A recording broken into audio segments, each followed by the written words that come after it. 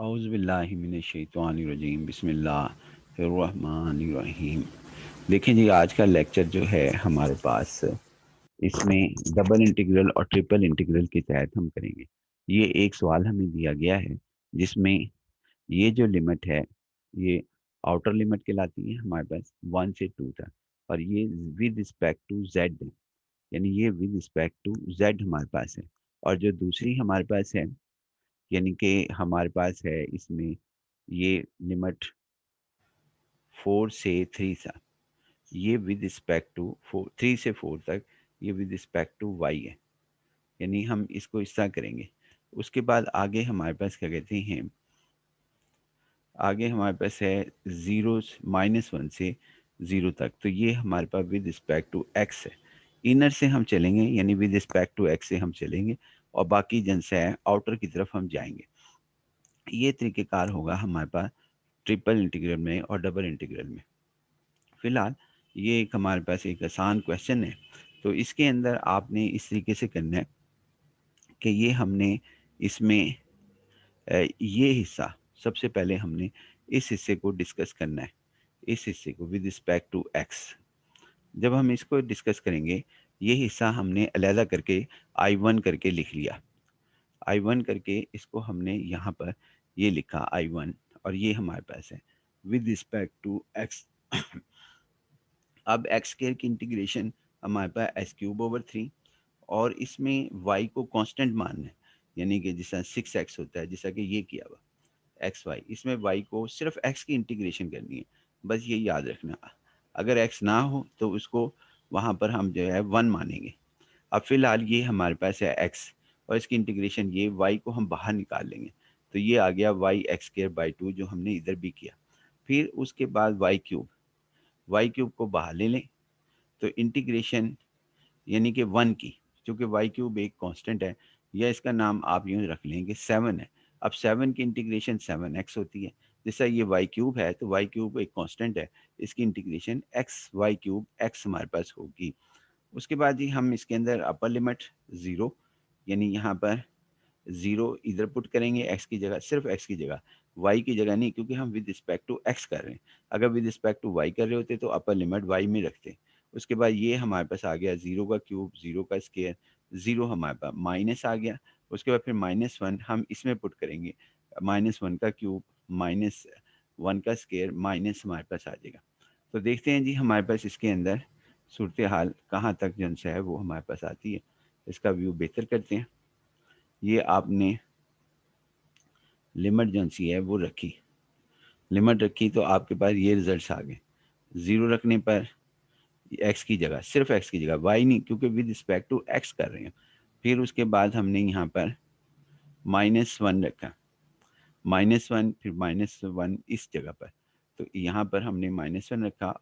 ये तो सारा 0 हो गया, पहला ये 0 लिख दिया, और इसके अंदर रखा तो -1 का क्यूब, और ये माइनस, ये वाली माइनस इधर माइनस लिखी, और ये इसके पास हमारे पास आ गया। अब इसका जवाब जौन सा था I1 का, यानी कि वो आ गया 1/3 -1/2 y प्लस y³, इसको b कह लेते हैं। अब इस जवाब को हम जो है यहाँ पर लिखते हैं। किधर लिखेंगे जी हम इसके अंदर, यहाँ पर हम आपके साथ लिखते हैं, जो ये जवाब हमारे पास आ गया।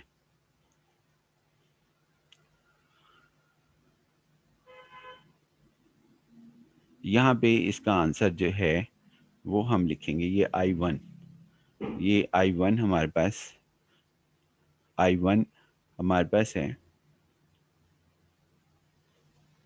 ये I1 की वैल्यू, यानी ये सारा हमने जो है इधर लिख देना है। इसका आंसर यहाँ पे लिख देना है, जो कि ये हमारे पास रखने पर सूरत हाल फिर क्या आएगी। और फिर इसके बाद with respect to y integrate करेंगे सब्स्टिट्यूशन कर लेने के बाद। तो देखते हैं जी हमारे पास सूरत हाल क्या है। सब्स्टिट्यूशन हमने रखी, और फिर उसके बाद इसका नाम हमने I2 रख लिया, यानी कि 1 ये इसका आंसर आया। पहले इनर को हमने हल किया, तो ये हमारे पास ये बॉक्स जो बना हुआ है, इसमें ये जवाब आया, इसको हमने I2 कह लिया, और विद रिस्पेक्ट टू y किया, तो y करेंगे 1/3 का y आ गया, -1/2 y का y²/2, y3 का y4/4, और फिर हमने अपर लिमिट 4 हमने इधर इधर और इधर रखी, तो ये हमारे पास रखी गई। फिर उसके बाद माइनस रखा, लोअर लिमिट रखी 3 और ये यहाँ पे सब्स्टिट्यूशन की, तो आपके पास सिंप्लीफाई होने के बाद 37.8 आया। ये आंसर I2 का, ये आंसर अब हमने यहाँ सब्स्टिट्यूट कर देना है इस बॉक्स की जगह, यही हम यहाँ पे कर रहे हैं। और फिर with respect to z integrate हम यहाँ पर करेंगे। देखते हैं जी हमारे पास सब्स्टिट्यूशन की, तो हमारे पास ये रिजल्ट आ गया जी इसका। 30 यानी कि हमने 37.8 कांस्टेंट है और इसको with respect to z integrate किया, तो ये z आ गया आंसर। फिर उसके बाद 37.8 2 - 1 आया और ये हमारे पास आंसर आ गया। अब हमारे पास ये सवाल कंप्लीट हो गया इनर से आउटर की तरफ जाते हुए, और लिहाजा ये इसका आंसर है। अब दूसरा सवाल हम करते हैं, दूसरा प्रॉब्लम जिनसे है वो हम यहाँ आपके साथ डिस्कस करते हैं जी। ये इसके अंदर हम जो है वो वेरिएशंस लाए हैं कि थीटा फाई और आर के साथ जिनसे है वो हमने सवाल हल करना है। यानी कि आपके पास ये जो है 0 से पाई, ये विद रिस्पेक्ट टू फाई करना है, और ये है ये पाई/3 टू 2 पाई, ये डी थीटा, और 2 से 3 तक ये डी आर के साथ रिस्पेक्ट हम करेंगे। इनको हम स्फेरिकल कोऑर्डिनेट कहते हैं, आर थीटा फाई। वो आपके सिलेबस में नहीं है, लेकिन हम इसका थोड़ा सा इंट्रोडक्शन करवा दिया। कहीं पे बुक के अंदर आर थीटा फाई की बजाय रो होता है थीटा फाई। आप जो है जब ज़रूरत ही हमारे सिलेबस में नहीं है, तो इसे बड़ा शॉर्ट सा इंट्रोडक्शन आप भी याद रखें कि आर से मुराद है रेडियस, और यहाँ पे थीटा वेरी करेगा 0 से 2 पाई, और फाई जो है वो वेरी कर रहा है 0 से पाई तक। यानी कि ये हमने जो है वो कंडीशंस इसके ऊपर अप्लाई कर दी। अब हम सबसे पहले इसको हल करेंगे जी, इस बॉक्स को जो आपके सामने है। उसके बाद इसमें ये जो बॉक्स है, इसको सबसे, ये इनर है, सबसे मोस्ट इनर, ये हमारे पास डी आर है। ये डी थीटा डी फाई हमने यहाँ लिखना था, वो जगह ना होने की वजह से हमने इधर लिख दिया। अब इसकी इंटीग्रेशन करनी है। अब इसके अंदर सिर्फ आर की इंटीग्रेशन करेंगे, बाकी सबको हम कांस्टेंट मानते हुए बाहर लिख लेंगे। तो यहाँ पर करते हैं जी आपके साथ इसमें डिस्कशन, थोड़ा सा व्यू बेहतर कर लेते हैं। तो इनर को हमने अलहदा किया इसके अंदर, यानी ये बॉक्स को, ये जो बॉक्स है ये डी आर को हमने यहाँ लिख लिया, इसका नाम I1 रख लिया। और ये देखें यहाँ लिखा हुआ इनर, इनर जो है इंटीग्रल को हमने किया आर की इंटीग्रेशन। ये देखें थीटा स्केयर फाई का क्यूब, ये कांस्टेंट होने से बाहर ले लिया, और उसी तरह ये फाई था, इसको कांस्टेंट मानते हुए बाहर लिख लिया। ये थीटा फाई को हम चूँकि स्वाय आर के बाकी सबको हम बाहर लिख देंगे। अगर ये एक्स वाई जेड होता तो, और विद रिस्पेक्ट टू हम एक्स होते, तो फिर वाई जेड के जितने भी वेरिएबल थे वो बाहर लिख लेते। अब आर की इंटीग्रेशन आर स्केयर बाई 2 होगी, और इसकी भी इंटीग्रेशन आर स्केयर बाई 2 होगी, और इधर आर होगी, और लिमिट्स जो सी हैं उसके मुताबिक हम पुट कर देंगे 2 से आर। तो हम इसको करते हैं जी, यहाँ पर ये इंटीग्रेशन जब हमने की तो ये सूरत हाल आपके पास आ गई। यानी कि यहाँ पर ये सूरत हाल आपके पास आ गई, आर स्केयर, और ये आर की अपर लिमिट पुट की, फिर उसके बाद लोअर लिमिट पुट की, इसी तरह आर की ये लिमिट पुट की और लोअर लिमिट पुट की, और ये हमारे पास आ गया। अब आंसर जो है 3 का स्केयर 9 - 4 5 आ गया, 5/2 ये 2 था, और ये 1/2 हमारे पास, यानी कि 9 - 4 5/2 आ गया, और 3 - 2 1 1 आ गया। अब ये इसका आंसर आया जी I1। इसको अब हमने सब्स्टिट्यूट कर देना है, जो हमारे पास जहाँ से इनर के अंदर हमने जो है वो सब्स्टिट्यूट कर देना है। यही बात हम यहाँ पे कह रहे हैं, यानी इसकी जगह हमने यहाँ पे सब्स्टिट्यूशन कर देनी है। ये हमारे पास ये सब्स्टिट्यूशन हमने यहाँ पे कर देनी, इस जो हमने अभी सवाल हल किया। और ये देखें जी, यही लिख रहे हैं हम यहाँ पे कि सब्स्टिट्यूट बी इन ए, और वो हमने सब्स्टिट्यूट की।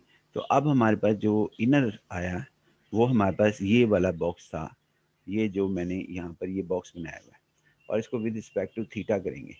अब ये हमने I2 कह के बाहर लिख लिया ताकि ये बार बार ना लिखना पड़े। उसके बाद पाई/3 2 पाई 5/2 थीटा का स्केयर, थीटा फाई क्यूब, और फिर उसके बाद इसकी इंटीग्रेशन यानी इस सारे को यहाँ लिख लिया, इस सारे बॉक्स को 5/3 से 2 पाई से लेके डी थीटा तक। अब हमने इंटीग्रेट करना है विद रिस्पेक्ट टू थीटा। तो थीटा स्केयर की इंटीग्रेशन थीटा क्यूब ओवर 3, बाकी 5 क्यूब जो है वो कांस्टेंट है 5/2।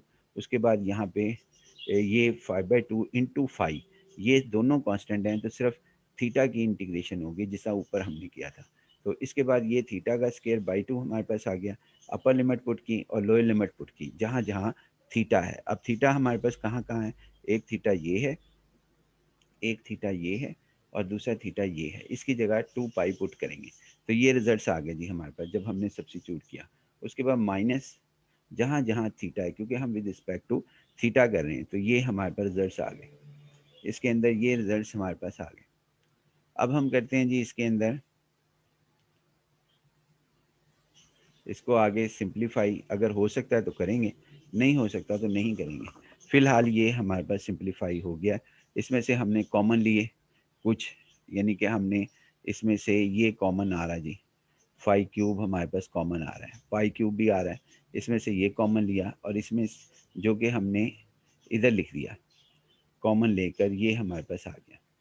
उसके बाद ये हमारे पास आ गया जी 5, और इसमें से ये कॉमन आ गया आपके पास, यानी इसी तरह फिर हमने इसमें से कॉमन लिया, ये इसमें से कॉमन क्या आया, पाई स्केयर 5। तो इन सब में से कॉमन लेकर सिंप्लीफाई जो हम यहाँ पे रिजल्ट्स को कर देंगे। तो रिजल्ट्स को जब हमने सिंप्लीफाई किया तो I2 जो था वो हमारे पास ये रिज़ल्ट आ गया, जो कि हमें सिंप्लीफाई होने के बाद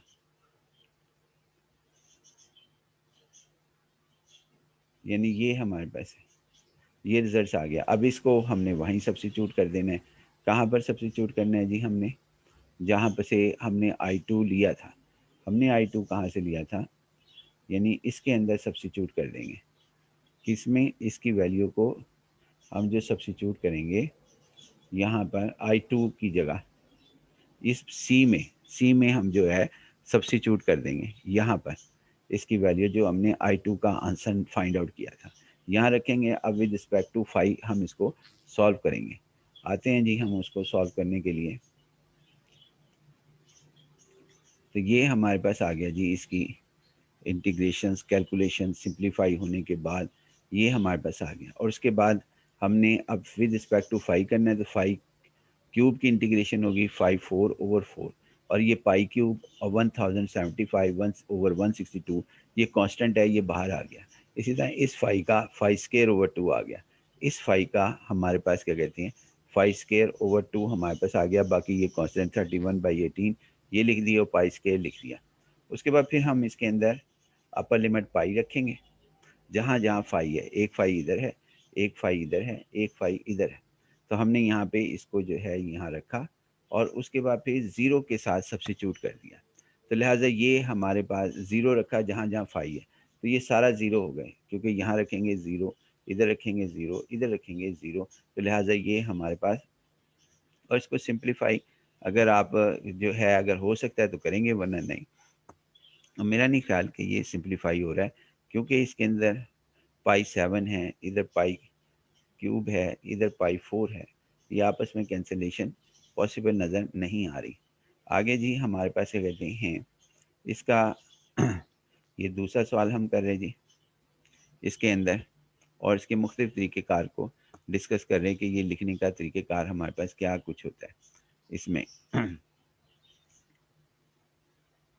ये देखें जी हमारे पास है, इसको लिखने के तरीक़ेकार को और भी हम जन से आपके साथ डिस्कस करेंगे कि ये डबल और ट्रिपल इंटीग्रल को कैसे हल करते हैं, यानी कि जब एक से ज़्यादा मेथड में कैसे ये आपको सवाल पूछा जा सकता है। एक तरीक़ेकार ये है, दूसरा तरीक़ेकार ये है कि इसकी जगह एच लिख दिया जाए और एच एक सेट की सूरत में मेंशन किया जाए, जिसका ये हमारे पास है, यानी कि ये एच की सूरत में लिखा है। इसमें भी देखें वही लिखा है जो हमारे पास क्या कहते हैं उधर लिखा हुआ है। मिसाल के तौर पर यहाँ पर हमने लिखा है ये जो फाई है वो वेरी कर रहा है 0 से पाई।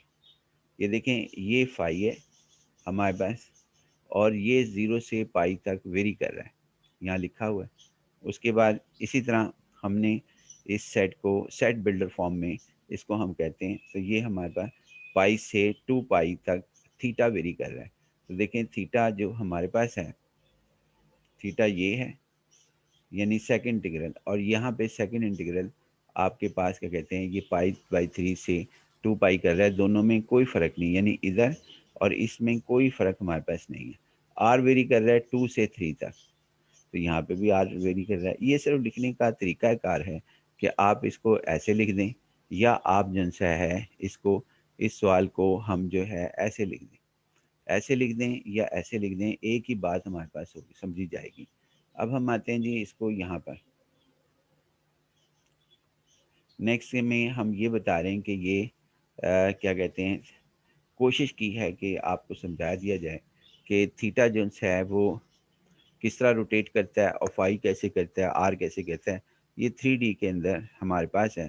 फ़िलहाल हम इसको पूरे तरीके से नहीं समझा पाएंगे क्योंकि इसकी डिस्कशन काफ़ी लंबी है, लेकिन फिर भी कोशिश की है कि भाई ये हमारे पास किस तरीके से काम करता है, इसको आप देख लें। लेकिन ये हमारे सिलेबस में शामिल नहीं है, वो सिर्फ़ और सिर्फ उसी के अंदर मेंशन किया जा सकता है।